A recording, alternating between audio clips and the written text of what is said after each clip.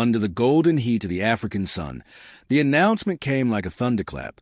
Ibrahim Traoré, standing before a sea of faces, read a list so long it seemed endless. 10,000 women, each ready to defend their villages with nothing but courage and conviction. If you believe stories like this should be heard by the world, then subscribe now and stand with them. His voice carried through the air, steady and unshaken, yet behind that calm was a fire that Europe could neither predict nor ignore. The names rolled on, each one a heartbeat, each one a promise. From the bustling streets of Ouagadougou to the most remote dusty paths, whispers began to rise. How could so many women choose a path of danger when safety was still an option? The question lingered like smoke, and with every name spoken, the silence of the crowd deepened. Traoré's eyes swept over the women standing in the front rows. Some clutched small bundles, perhaps reminders of the children they had left at home.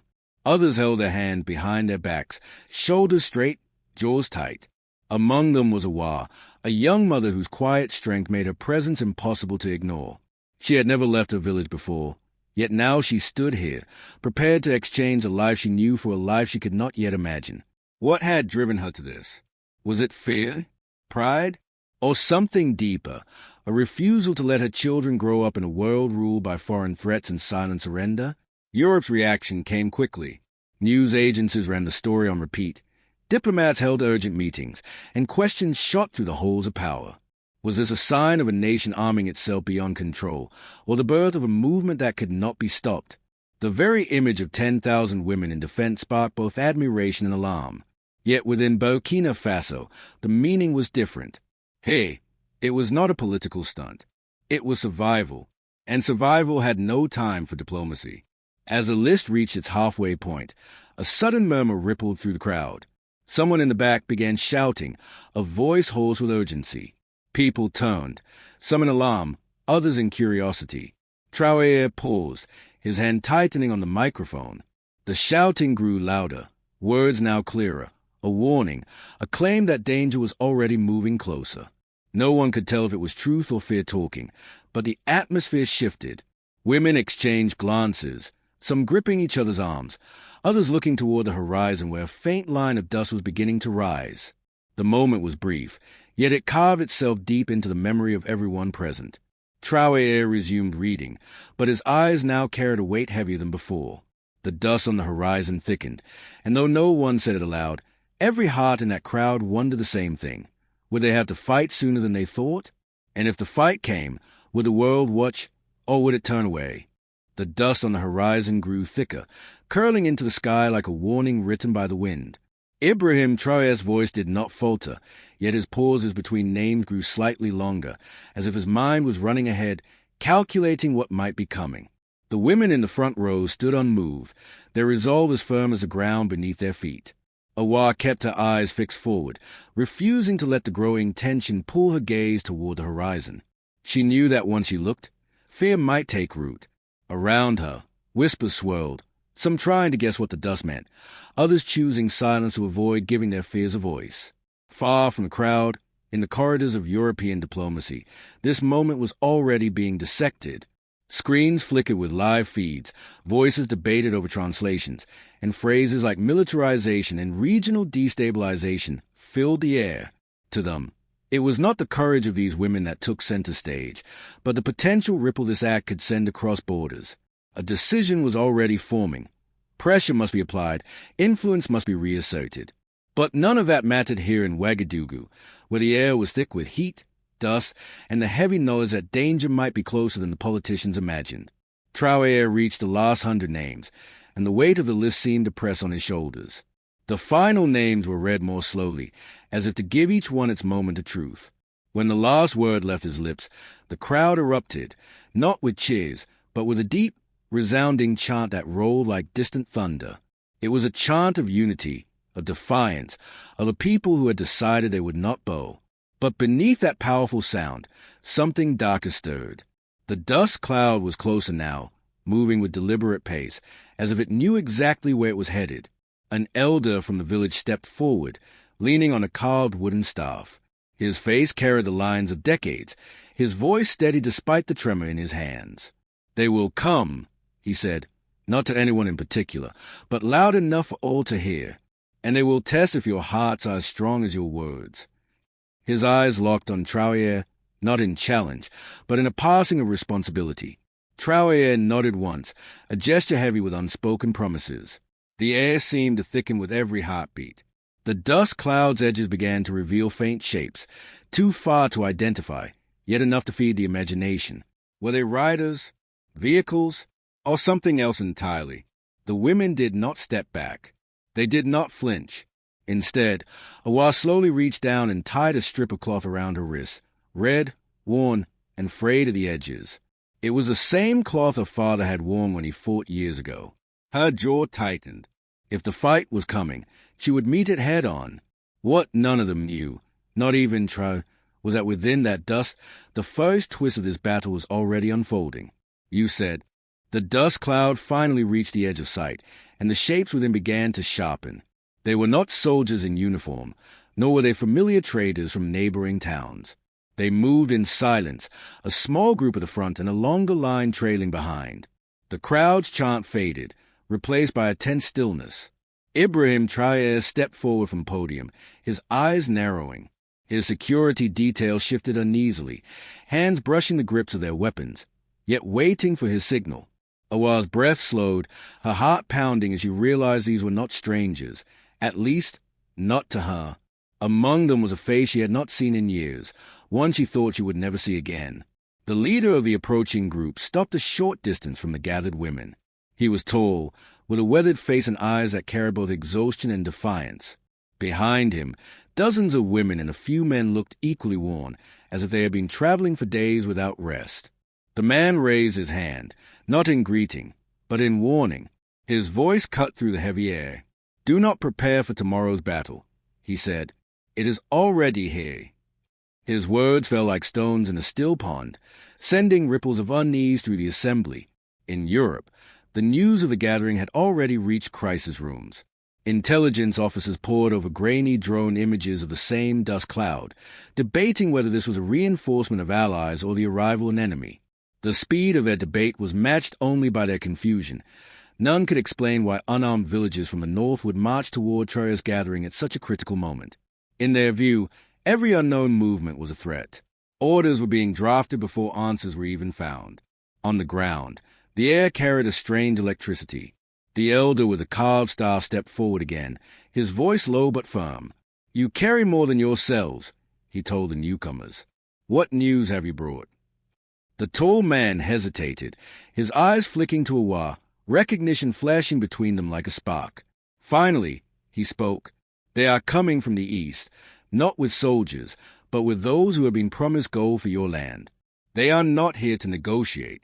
They are here to take." His words tightened the posture of every woman in the front line. Traoré's gaze swept across the faces before him, measuring their resolve. Then he looked toward the horizon, where the fading daylight was beginning to turn the dust cloud into a shadowed curtain. "If they believe we will stand aside," he said, his voice rising, "then let them see us standing together." A murmur of agreement passed through the crowd, but within that unity lay questions no one dared voice. Were they truly ready? And if the fight began tonight, would 10,000 hearts be enough to stop what was coming? Somewhere beyond the dust, the answer was already on its way. The sun dipped lower, casting long shadows that stretched across the open ground. The dust cloud, now split into smaller trails, moved with unsettling precision. Ibrahim Traoré remained at the front, every movement deliberate, every word measured. His voice carried once again, but this time not to read names. This was no longer ceremony. "We will not wait for them to decide our fate," he said, eyes fixed on the horizon. "If they bring fear, we will answer with courage. If they bring force, we will answer with unity." His words settled over the crowd like a protective shield, but the unease still crept through the air. Awa's eyes never left the group that had arrived earlier. The tall man, whom she now remembered as Issouf, her cousin, kept his distance but never looked away from her. His presence here was both a warning and a mystery. Years ago, they had parted under bitter circumstances, each believing the other lost of the struggles that had torn families apart.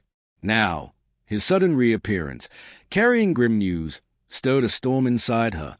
She wanted to ask 100 questions, yet the tightening urgency around them allowed for none. In the far distance, faint metallic glints began to catch the dying light, a sign that whoever was coming was not entirely unarmed. Traoré's security detail noticed it too, shifting their stance subtly, exchanging glances. Issouf saw it and moved closer to Awa, speaking in a voice only she could hear. "They have been promised more than gold," he said. "They have been promised your silence." The weight of those words pressed against her chest, but before she could reply, a deep rumble rolled across the ground, too low to be thunder. Far away in Europe, the images from the region streamed across multiple screens. Advisors leaned over maps, pointing at routes and calculating distances. Some called for immediate diplomatic intervention. Others whispered about covert operations. Every suggestion was framed of protection and stability, yet none of them spoke about the people in the photographs, the women whose faces carried both fear and determination. In those distant rooms, there were statistics, potential risks, not living voices with names. Back in Burkina Faso, a sudden gust of wind swept through the crowd, lifting dust into the air and making it harder to see the approaching movement. The elder tapped his staff against the ground 3 times, a signal understood by many of the women present.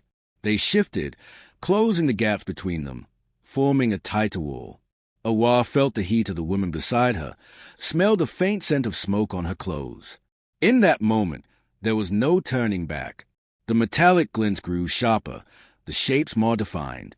They were close enough now that the sound of feet on dry earth could be heard. Yet there was something strange. Their formation was uneven, their pace irregular. It was not the march of a disciplined army, but something else entirely. Whatever it was, it carried the potential to change a fight before it even began. The uneven formation broke apart as the figures emerged fully from the dust, revealing a sight that stopped the crowd in silence. They were not soldiers. They were women, old and young, some carrying crude farming tools, others with nothing in their hands but resolve. Their clothes were torn, their faces streaked with sweat and date, yet in their eyes there was a sharp, unyielding fire. Behind them trailed a handful of men, limping or leaning on sticks, their bodies marked with fresh wounds. Gasps rippled through the gathering as the truth became clear. These were survivors, not aggressors. And their arrival meant only one thing. The threat was much closer than anyone had feared.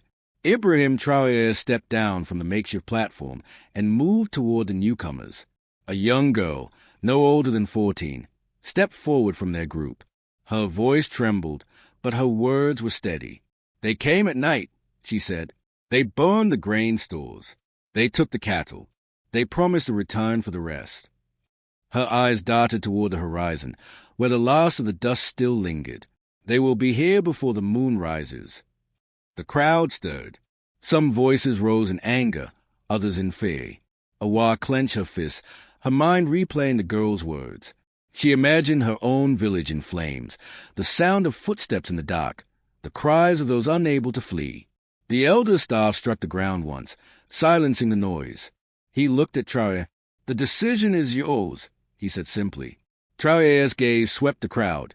10,000 women who had pledged themselves to defend their land, now faced with the reality of immediate battle.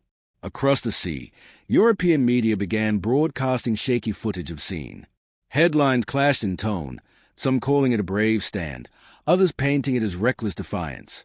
Political commentators speculated about the consequences, their voices calm and analytical, far removed from the raw urgency unfolding under Burkinabè's sun. But here, there was no time for speculation. Every minute that passed was a minute closer to confrontation. Issouf stepped forward, his eyes locked on Traoré. "We cannot wait for them to reach us," he said. "We must move before they have the chance to strike again." Awa felt the weight of those words deep in her chest. It was not just about defending. It was about deciding what kind of future they were willing to fight for. Traoré did not answer immediately. His silence was not hesitation. It was calculation. He knew that one wrong move could scatter their strength before it even had the chance to stand. Then, slowly, he turned to face the line of women. "If they come tonight," he said, his voice cutting through the air, "they will find us ready. And if they believe we will break, they will learn that the ground they walk on has a heart, and that heart will not stop beating." A wave of determination rolled through the crowd, but in the fading light, Awa could not shake the feeling that the real danger was still hidden, waiting for the right moment to reveal itself. The horizon swallowed the last traces of sunlight, leaving only the deep orange glow that bled into night. Torches were lit, their flames snapping in the wind, casting long, restless shadows across the faces of the gathered women. The air carried the smell of dry earth and smoke, mingling with the distant sound of something moving, a slow, deliberate rhythm that made the skin prickle. Ibrahim Traoré stood among them now, no longer on a platform, but shoulder to shoulder with those who had pledged to defend their homes. His voice, though quiet, carried clearly. "This ground is our witness," he said. "If they step onto it tonight, let it remember what we do."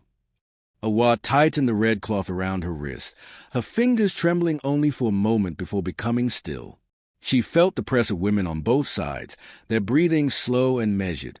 Somewhere in the dark, Issouf moved with a small group, positioning them along the outer edge. He glanced toward Awa, a silent promise passing between them. If it came to fighting, they would not fight alone. From the east, faint glimmers appeared again, but this time they were different, not sharp like metal, but scattered, uneven, as if reflecting firelight. A hush fell over the crowd. The sound grew louder, no longer just footsteps. It was mixed with the clink of tools, the shuffle of feet dragging, and something heavier being pulled through the date. The elder staff struck the ground twice, signaling readiness. The line of women shifted subtly, feet planting firmly, shoulders squaring. In Europe, the scene played out in real time across a dozen news channels. The glow of the torches, the rigid formation of the women, the approaching shapes in the dark, all became symbols for commentators to interpret.